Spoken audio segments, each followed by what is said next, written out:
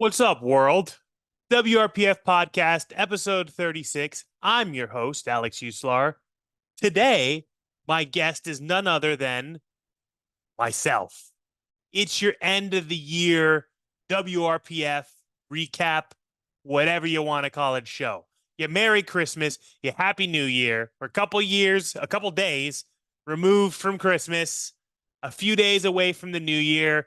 What a year for powerlifting and overall growth of powerlifting in the tested and the untested side. In my opinion, more so than we've seen in years. I mean, if you guys religiously listen to this podcast, you guys hear me nerd out a lot with my different guests, talk about, the old days for us, people that are around my age. I just turned 31 who got into powerlifting, 2013, 2014, and kind of came up with those years of it still being somewhat niche, and to see what it's exploded into to this present day. And 2023 has just been a massive year of growth in every regard. You hear me talk very, very positively about, the USAPL, even the IPF. I was able to attend the Sheffield meet. Huge shout out to Pete Spence for what he did with that meet. Even though that meet has nothing to do with our federation and to do with this podcast, we are fans of powerlifting and the sport as a whole. I'm a fan of powerlifting and the sport as a whole. So federations are just different platforms. Are all federations created equal? No, but we give respect where respect is due. And SBD, Pete, and the IPF put on an insane meet, quite possibly like the biggest event that's ever happened. They had like 2,000 spectators. Absolutely insane. And then in the other side of things, our side, the WRPF, this year are three pro level competitions, the main being the Ghost Clash and the American Pro. And then, of course, you have Surge to New Levels that has been around for years now. Combined, we gave away over $100,000. Obviously, when you talk about the Sheffield, it's a very different meet. There's a large prize fund, but there's a small amount of lifters that get to compete at that. With the American Pro, with the Ghost Clash and the Surge, which is similar format to the Ghost Clash, having pro and amateur options, it's readily available to people of everywhere, right? No matter what level you are. And for us to be able to combine, give away over $100,000, under the WRPF's umbrella, just with that has been very, very cool. So I'm already rambling. If you guys don't know these solo episodes, I'm king of rambling. So we're just going to ramble. We're going to talk for 20, 30 minutes, talk about the year. So fasten your seatbelt. We'll hop on in. So our pro level events kicked off the year with the Ghost Clash, right? Second Ghost Clash I ever ran. And first year being in 2022 was a huge success. Historically, before that, if you guys don't know, I founded and ran for 3 years the Hybrid Showdown meet when I worked for Hybrid, which the first year was under USPA, and then Hybrid Showdown 2, Hybrid Showdown 3 was under the WRPF when I became a WRPF meet director back many, many moons ago. It's crazy that that meet was, it was so heavily talked about. So many pros came out to it, but it still feels like such a long time ago. Though that was pre-COVID. The last year that I ran Hybrid Showdown 3 was 2021, so it was post-COVID, but just to think about those early years, it's crazy how much powerlifting shifted and changed and grown since then. So going into 2021, when I started my own gym, I started my own businesses, I started the Ghost Clash. First year being in 2022, huge success. We gave away $36,000 in prize money in 2022. And then getting to this year's, the second Ghost Clash, I moved it out of a huge gym that I had rented and used for 2022, found an absolutely insanely cool venue. If you guys were there, if you know, you know. If you're coming this year, get ready. Super, super cool brewery, bar with food, great lighting, just great seating. It was such a cool place and so hard to find in Miami. Miami's full of venues like that. we're not gonna talk about how much money I spent on this venue. I spent so much money. The same place anywhere else would have cost an eighth, a sixth of the price of what I paid for the weekend, but this was still like the most affordable option. I mean, I'm kid you not when I say I looked at venues and they wanted 70, $80,000 for the weekend to run a powerlifting event. Miami is nuts. But I was able to find this venue, which was fit into my budget, still a ton of money, but a really, really cool spot. This year's Ghost Clash, like we said, we kicked off the year in February. We gave away $50,000 in prize money. 2 days, pros, amateurs. It was such a good, awesome time.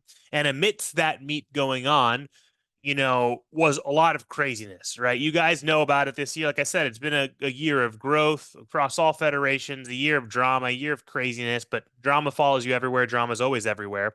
Um, was the switch from people going from one fed to another and deciding where they wanted to be. And all that was happening while I was getting ready for my event at the end of February. And it was quite crazy, quite dramatic. But it still made for a great event. What I think was very cool is a lot of people who wanted to then support a different federation come over to, our federation, the WRPF, who previously wouldn't have, were there at that event. People who weren't planning it being at the Ghost Clash, a couple of weeks had transpired since all these events. They came out.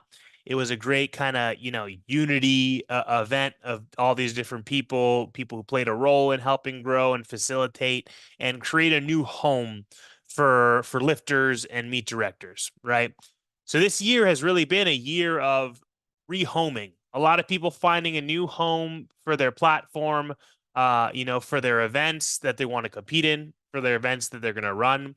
And I think, kicking off the year with a Ghost Clash was a fantastic way for people to see, what we have, the WRPF has to offer, what we've been building for years now, kind of behind the scenes, and led to just, astronomical amounts of growth in this year compared to previous years.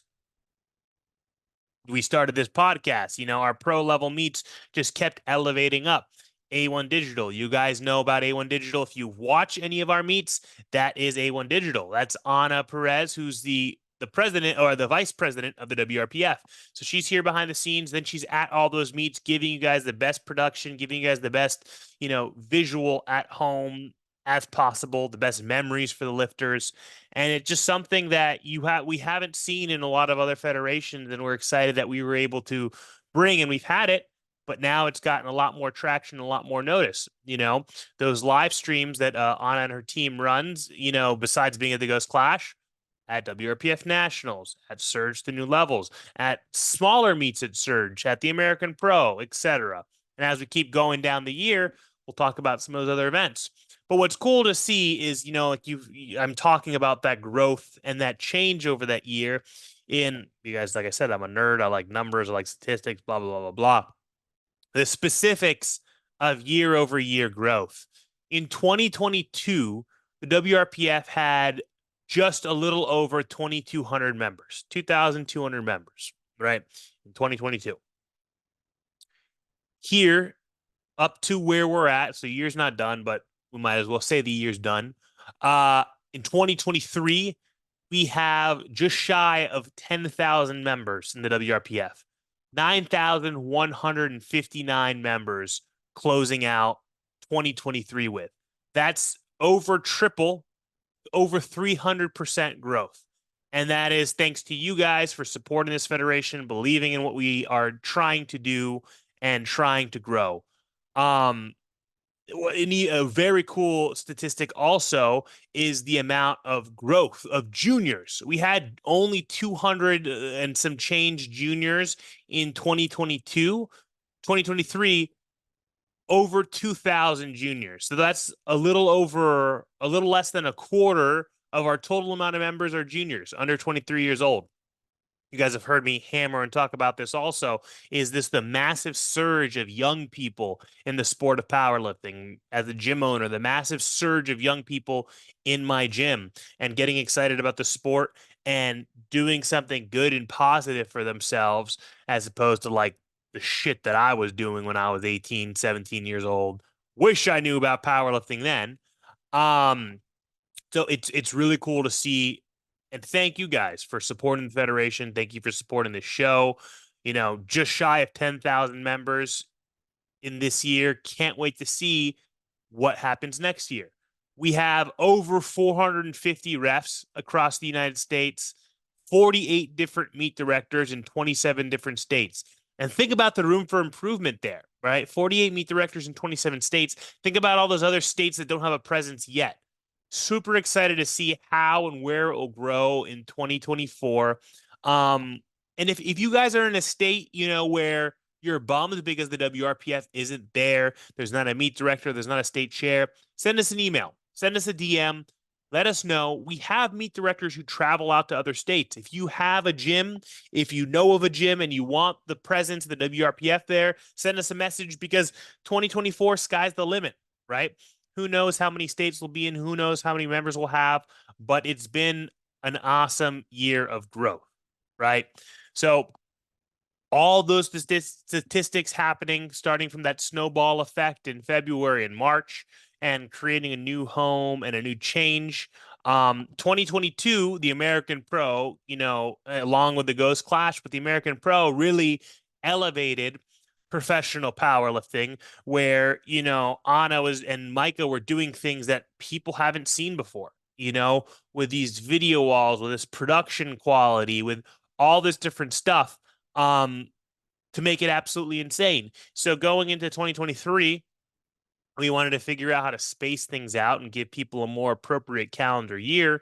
So American Pro has moved later on into the year, right? We're just, 6, 7, 8 weeks, whatever it is, removed from the second American Pro. But with all that planning was I believe this is the third WRPF Nationals in the United States, but by far the biggest, right? This was now a little over halfway through the year in September. WRPF Nationals, 3-platform meet over 3 days. Initially over 500 lifters registered. That was a huge, huge change and shift from what we had on a national level historically. Now, to kind of backtrack slightly, when I talk about these statistics of WRPF members, I should more specifically say WRPF America, right? Because the WRPF is a worldwide federation, but each country is ran independently with a different governing body and different people overseeing the federation, right? Like us here in the US, we are not connected with the WRPF in Russia, or we're not connected with the WRPF in Australia. We're not connected with the WRPF in Canada.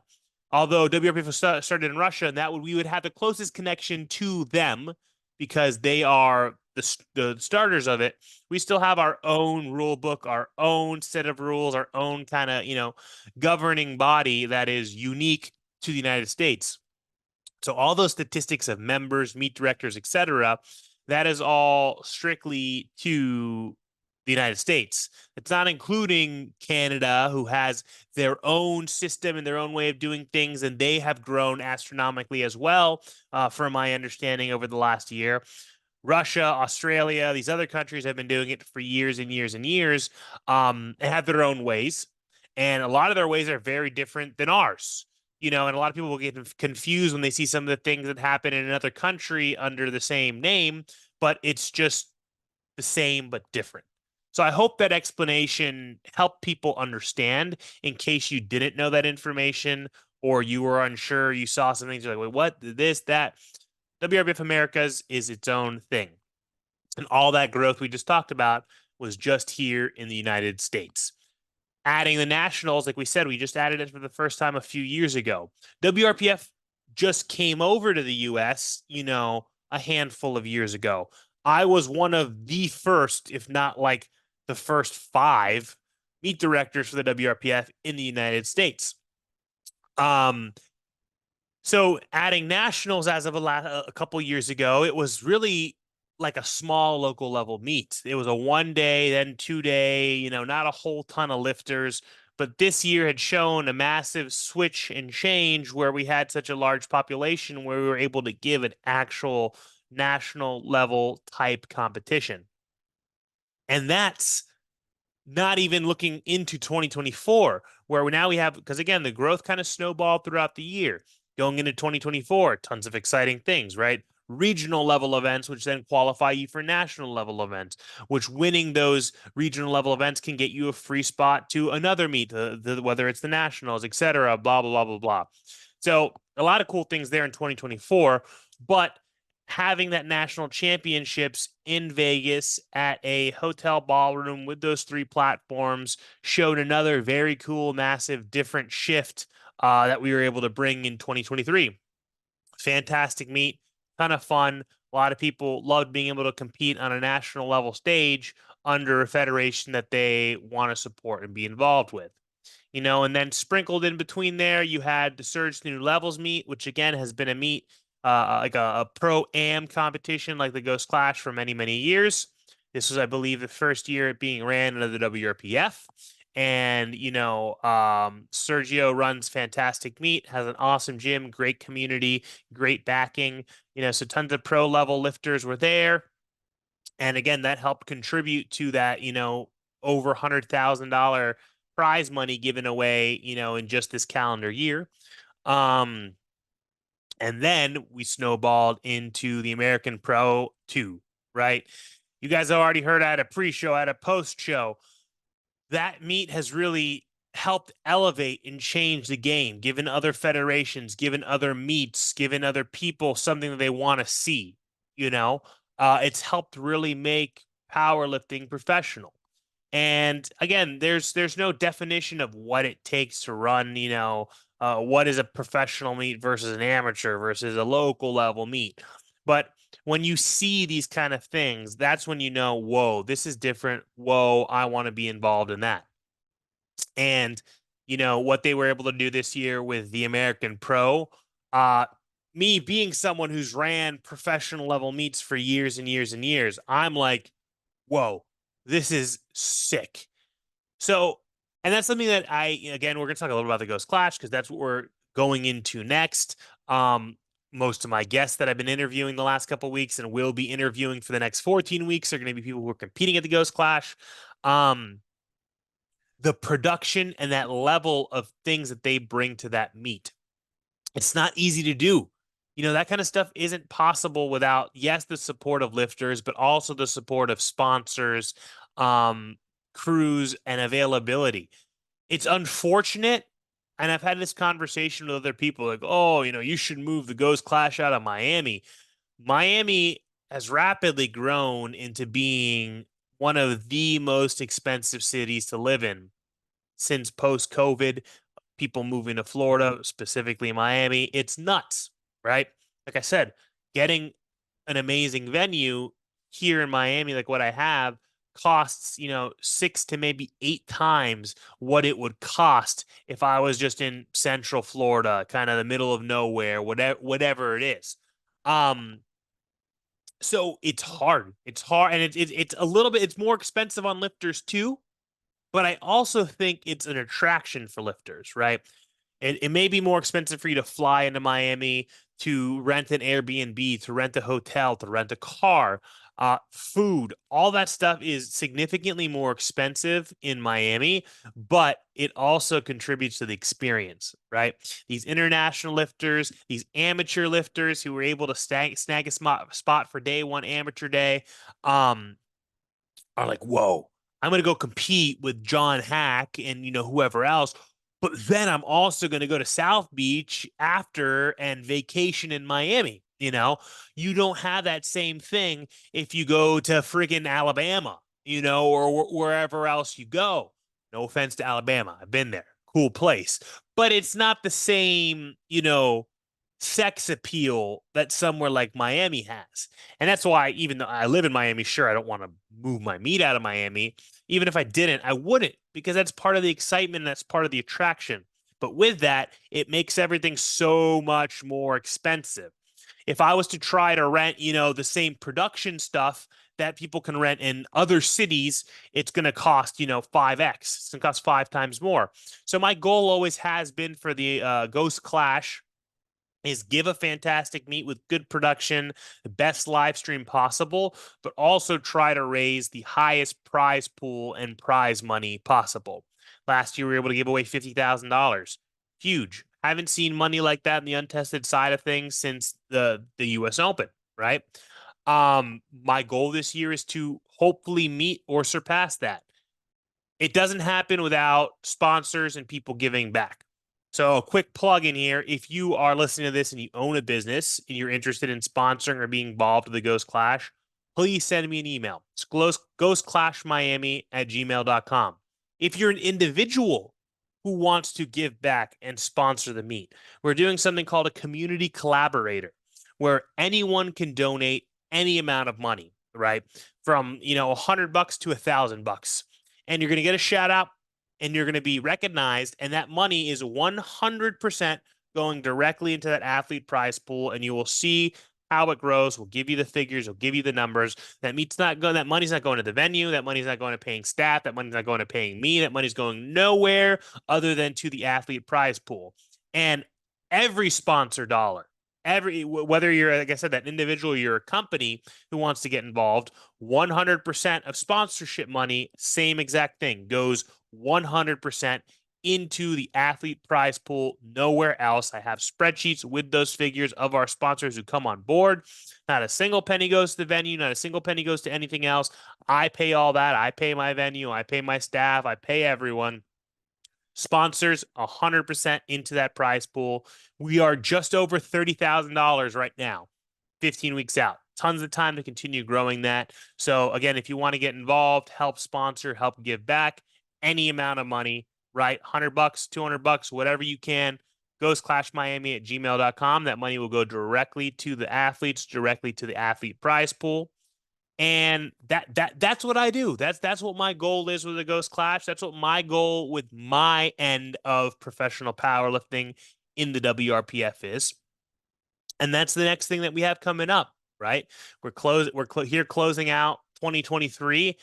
I've been planning since the summer the Ghost Clash. Got my venue, paid for my venue, all that stuff. Meet sold out since the summer. And here we are, 15 weeks out.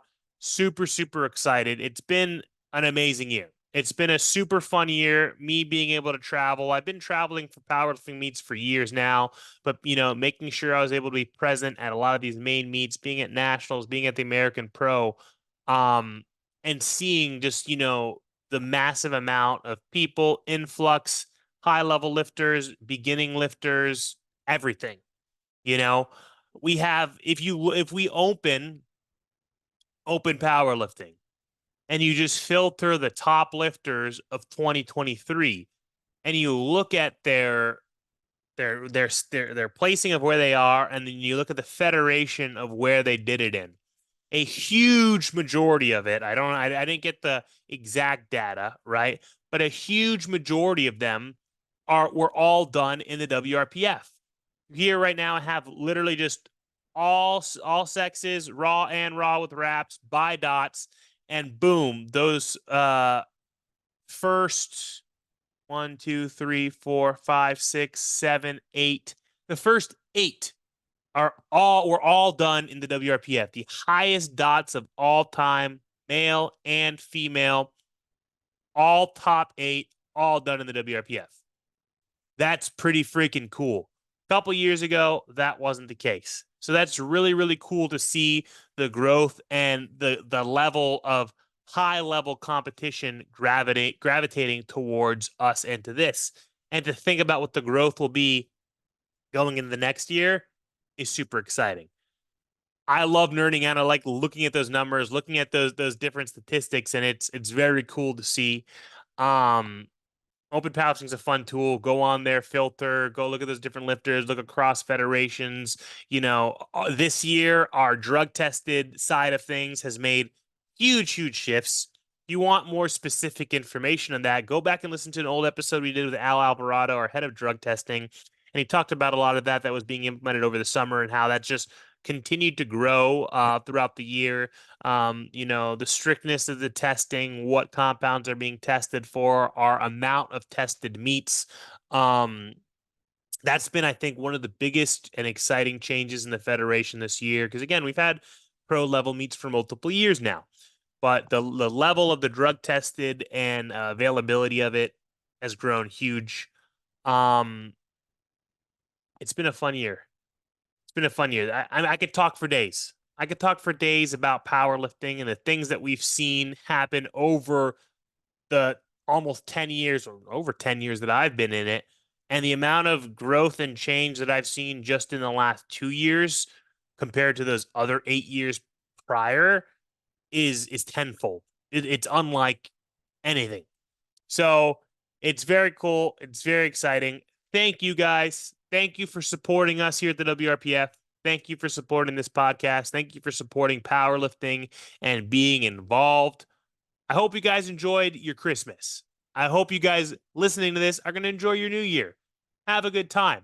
I hope a lot of you guys listening that I'll see at the Ghost Clash on April 6th and 7th here in Miami. Keep listening to the podcast. We're going to keep interviewing a lot of the top lifters who we're going to have competing.